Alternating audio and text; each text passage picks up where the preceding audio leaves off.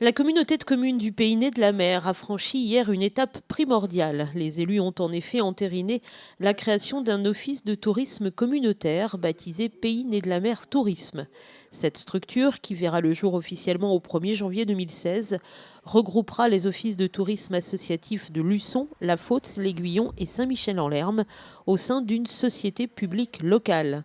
Cette ESPL aura pour mission l'accueil et l'information des touristes ainsi que la promotion touristique du territoire. Et elle sera dirigée par Serge Lacroix, le nouveau directeur touristique de la communauté de communes.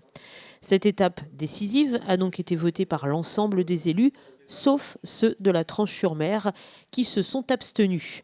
En effet, pour l'instant, la Tranche garde sa propre SPL qui gère l'office de tourisme de la commune.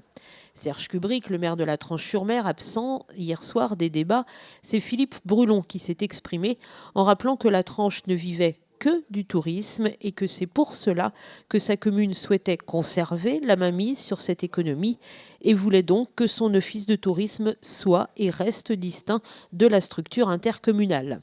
Bref, la Tranche-sur-Mer reste à part et ses élus n'ont d'ailleurs pas souhaité s'exprimer à notre micro. Mais pour Patrick Juin, le rapporteur du projet, il faut laisser du temps au temps. Et ce qui est important ce soir, c'est qu'en même temps, les élus ont arbitré un diagnostic sur les enjeux de leur territoire, les faiblesses et les forces, et puis 8 pistes d'orientation qui sont partagées par l'ensemble des élus, l'ensemble des maires et l'ensemble des acteurs du tourisme. Ce travail que j'ai fait, moi, de la stratégie touristique qui a été adoptée ce soir, c'est un travail que j'ai fait avec tout le monde et naturellement avec les élus de la Tranche qui sont des acteurs importants du tourisme. Et la Tranche est un acteur important du tourisme dans la communauté. C'est un des fleurons de notre valorisation touristique. Il faut franchir les étapes sereinement et puis une fois qu'on les a franchies, on passe à l'étape d'après. C'est ce qu'on s'apprête à faire. C'est en même temps un grand moment ce soir parce qu'on était dans une organisation communautaire qui était floue. On l'a clarifié et bon, tant mieux.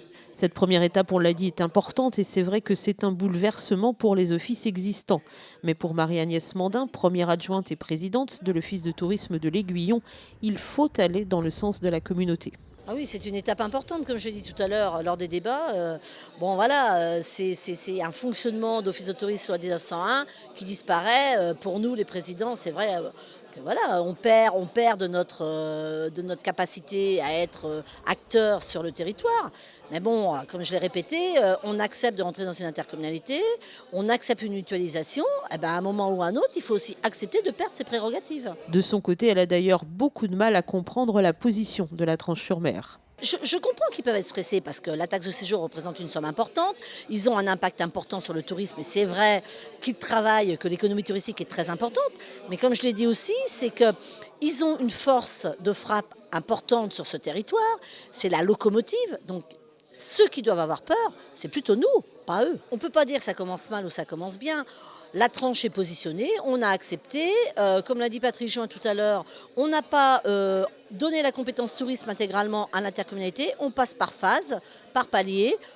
Le premier palier, c'était la SPL La Tranche. Le deuxième palier, c'est la SPL des 4 offices de tourisme. Et le troisième palier, dans 2 ans, ce sera qu'on se mariera tous ensemble et qu'on travaillera intelligemment sur ce territoire. Ce sera un mariage heureux ? Oui, j'en suis persuadée.